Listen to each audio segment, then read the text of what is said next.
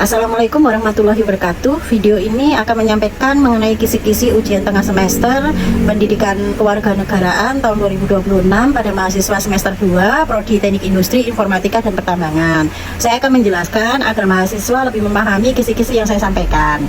Oke, maksud dari C3 adalah tentang ketepatan menjawab secara contoh yang aplikatif terhadap soal yang diberikan. Kemudian C4 itu menganalisis secara logis hubungan sebab dan akibat dari sebuah pernyataan soal.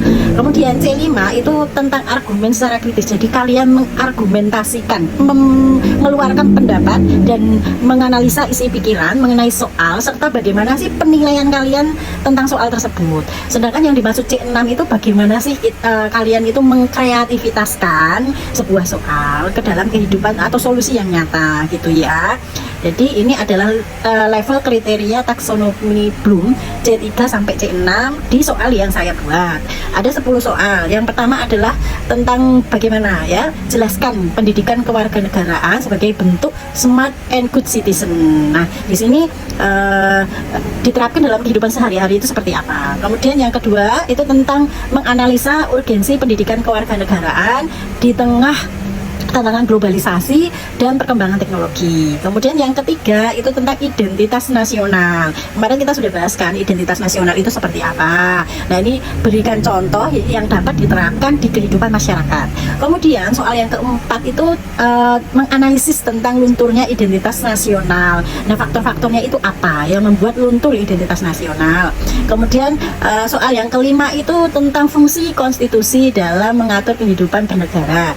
Kemudian soal yang keenam adalah tentang konstitusionalisme, itu membatasi kekuasaan pemerintah kan kemarin itu, jadi dibatasi kekuasaan pemerintah gitu loh, dan melindungi warga negara. Nah, itu tuh menganalisakan seperti apa maksudnya.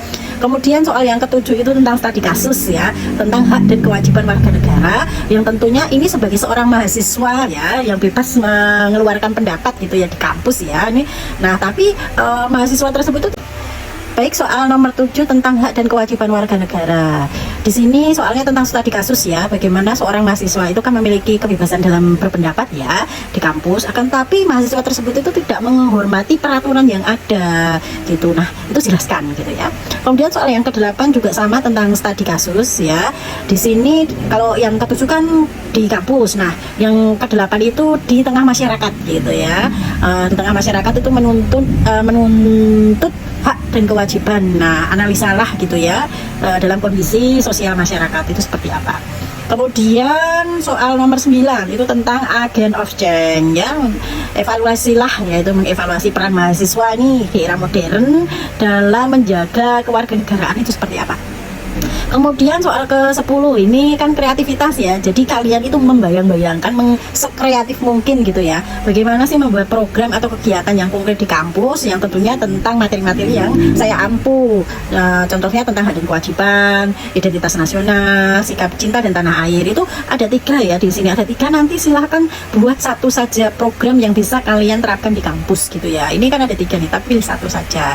Nah, dari 10 soal tersebut itu masing-masing soal poinnya berjumlah 10. Jadi silahkan dijawab dengan baik semuanya ya. Jadi setiap soal nanti ini poinnya 10, kalau dijawab semuanya itu poinnya adalah 100 gitu ya. Karena ini mayoritas adalah soal-soal tentang apa namanya C3 sampai C6 ya. Jadi saya yakin mahasiswa sekalian bisa menjawab dengan baik gitu ya. Itu saja video yang bisa saya sampaikan dalam penjabaran kisi-kisi kali ini. Wassalamualaikum warahmatullahi wabarakatuh.